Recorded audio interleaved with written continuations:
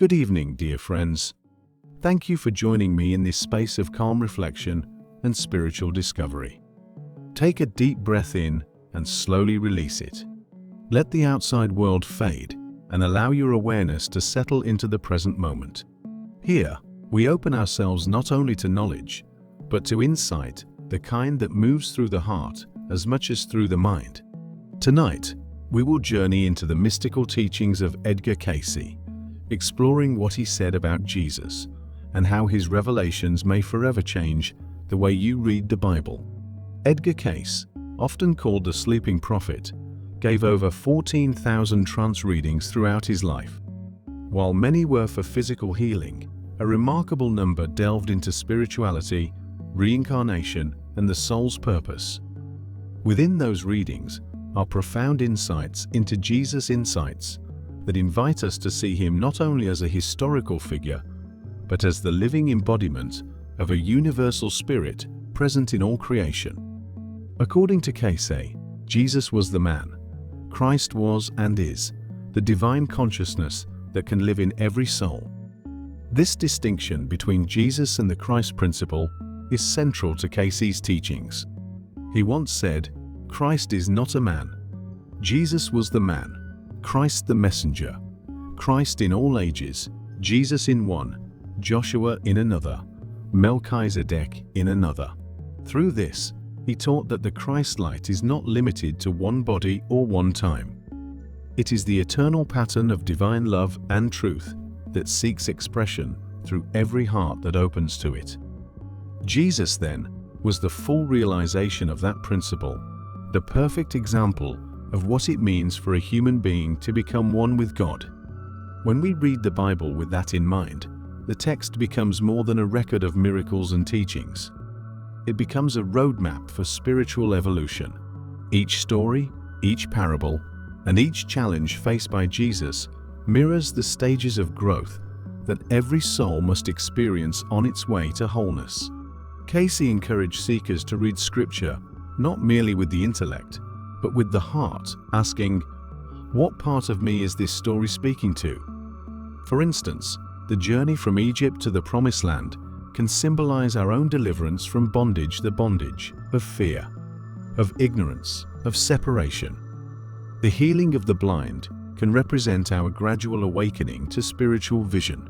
The crucifixion, painful as it is to witness, may reflect our own need to release the ego so that the higher self may rise.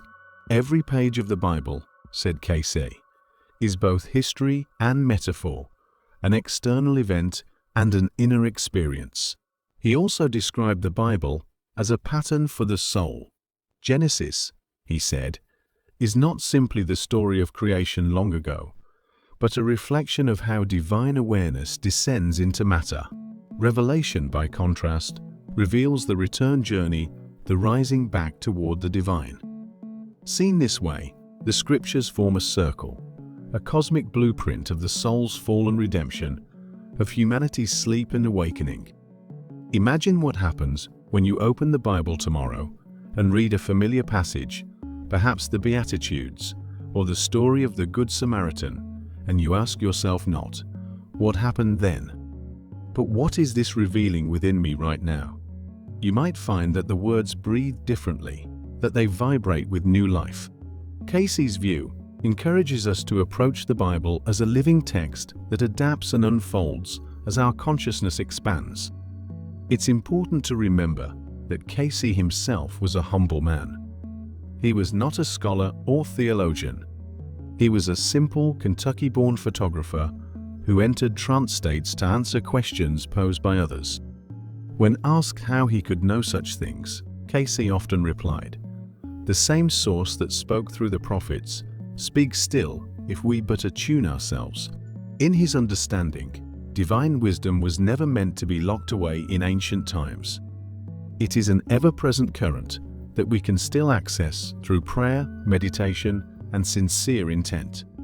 So as we step into this exploration, let us do what Cayce always recommended before each reading: pause in reverence, quiet the mind, and align ourselves with spirit. Whether you are a long-time student of metaphysics or simply curious, Take this as an invitation to read the Bible anew, through the lens of unity rather than division, of growth rather than guilt, of awakening rather than fear. Pause now, take a slow breath, and allow your awareness to settle deeper. As you exhale, imagine the Christ light expanding quietly within you, gentle, luminous, patient. This is where Cayce begins, not with dogma, but with experience. The Christ is not outside you, waiting to be worshipped from afar. The Christ is within you, waiting to be realized. Let that thought rest softly in your heart as we move forward together. 1 minute into our time together now, I want to pause and invite you to take part in this journey with intention. If you find meaning in these reflections, I warmly ask you to subscribe, click the bell for notifications, and join our growing circle of mindful seekers.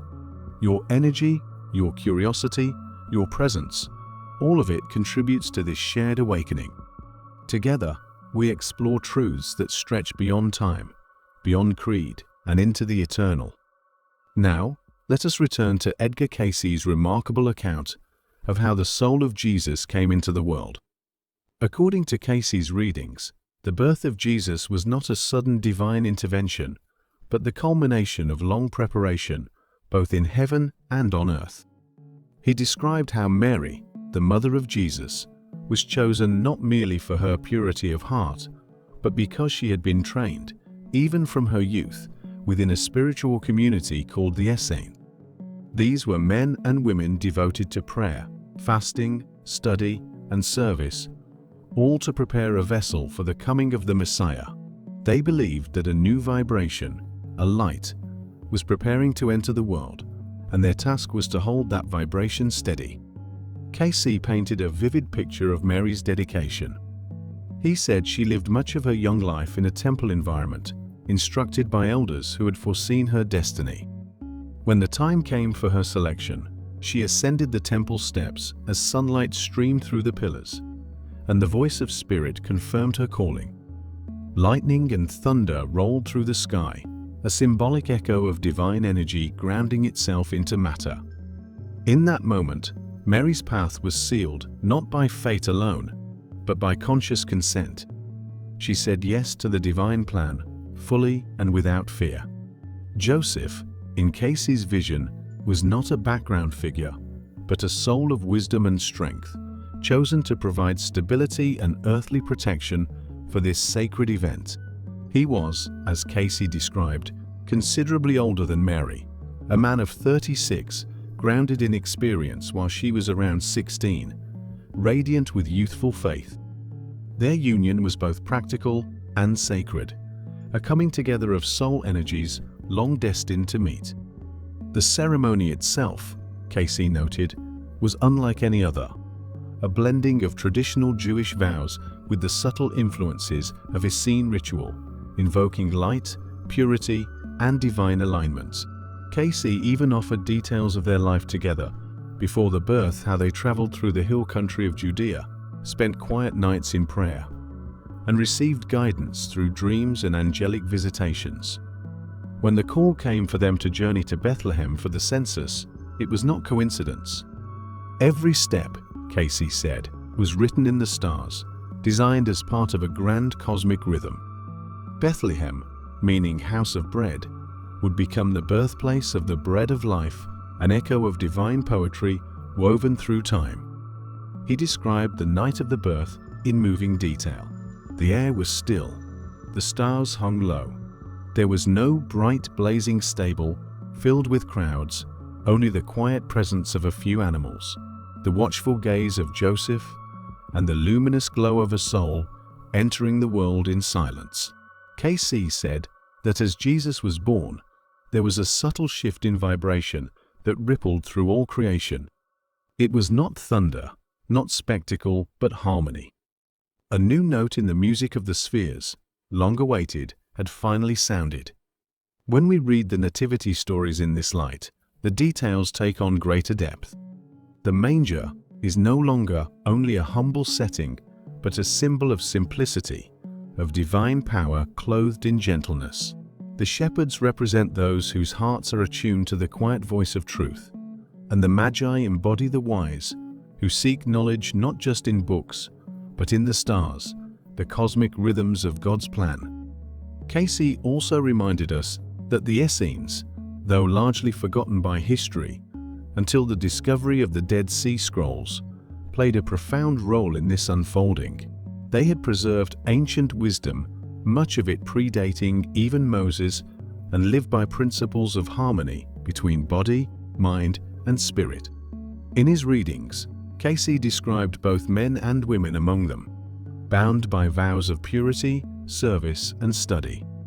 Their communities were laboratories of light, cultivating the vibration needed for the Christ to manifest physically. In this sense, Jesus did not appear in isolation. He emerged from a lineage of souls and a community of devotion, a field of consciousness, carefully prepared for centuries. Even John the Baptist, Cayce said, was part of this preparation, a forerunner both physically and spiritually. Their connection, both familial and karmic, formed the bridge between the Old Covenant and the New, between prophecy and embodiment. When we see the birth of Jesus through Cayce's eyes, we realize it is not only a story of a child born in a manger, but of divine purpose, realized through human experience. As we continue our journey, we now step into one of Edgar Cayce's most intriguing and often misunderstood teachings, the idea of the incarnational path of the soul that became Jesus. According to Cayce, the life of Jesus was not the beginning of a story, but the flowering of one that had been unfolding for ages. The soul we know as Jesus had walked the earth before, wearing many names and faces, each life refining its purpose, purifying its vibration, and drawing closer to complete union with the Creator.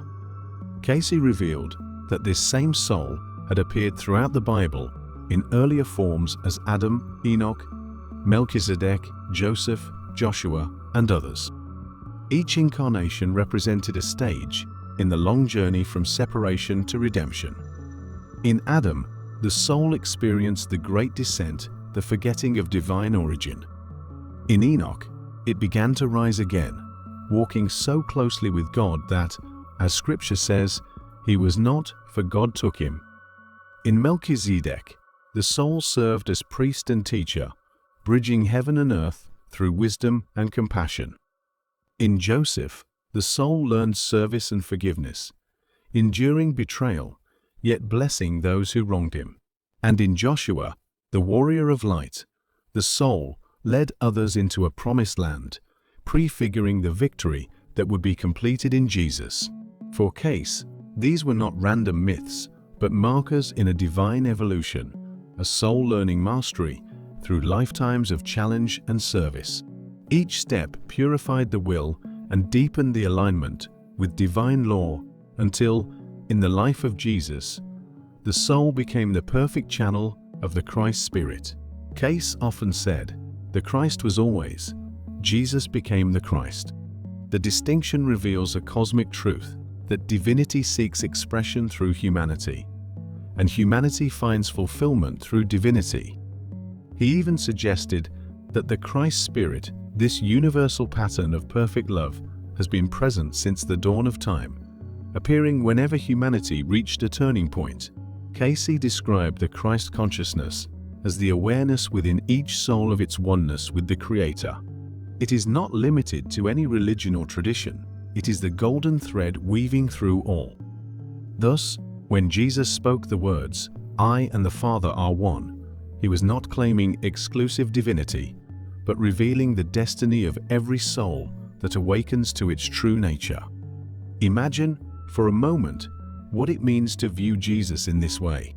Instead of a distant figure to be worshipped, he becomes a living example of what is possible when we surrender completely to divine will. Every miracle he performed becomes a demonstration of divine law, operating through a willing heart. Every parable becomes an invitation to awaken that same consciousness within ourselves. Cayce also offered a deeper interpretation of the crucifixion and resurrection. He said the cross represents the meeting point of spirit and matter, the place where the horizontal line of human experience meets the vertical line of divine intention. When Jesus surrendered upon that cross, it was not a defeat, but a victory, the final act of transmuting self-will into divine will. Through his surrender, spirit triumphed over the limitations of flesh. And in the resurrection, we see the promise that what is divine within us cannot die. Cayce urged us to see resurrection not merely as a one-time event 2,000 years ago, but as an ongoing process of awakening. Every time we overcome fear with faith, every time we forgive where we once condemned, every time we choose love over judgment, we resurrect a part of the Christ within us. In that sense, resurrection is both personal and eternal. It is not only about Jesus rising from the tomb, but about you and me rising out of the darkness of ignorance into the light of truth. Another of Cayce's most quoted lines captures this perfectly. Prayer is talking to God. Meditation is listening to God. He taught that it is in stillness and attunement that we begin to feel the vibration of Christ consciousness stirring within. It is a frequency that cannot be forced, only invited. It comes when the heart is open, when the mind is quiet, when the will is surrendered. It is then that the same presence that moved through Jesus begins to move through us. Think about the words from the Gospel of John, "Abide in me, and I in you." Cayce would say that this is not poetry, but metaphysical truth, an instruction on how to live in constant attunement. The Christ does not dwell outside of us, but within, waiting for our awareness to align. And when Paul later said, "I live, yet not I, but Christ lives in me," Cayce explained that Paul was describing the very state of consciousness we are all meant to reach, a condition where self and God move as one. To live in this way requires daily practice, moments of silence, acts of kindness, gentle self-observation, and a willingness to forgive. As we approach the close of this reflection, let us return once more to the heart of Cayce's message that every soul is on a journey back to its source. Jesus, in Cayce's vision, was not an exception to humanity, but its highest expression. His life was the living blueprint of what each of us is destined to become.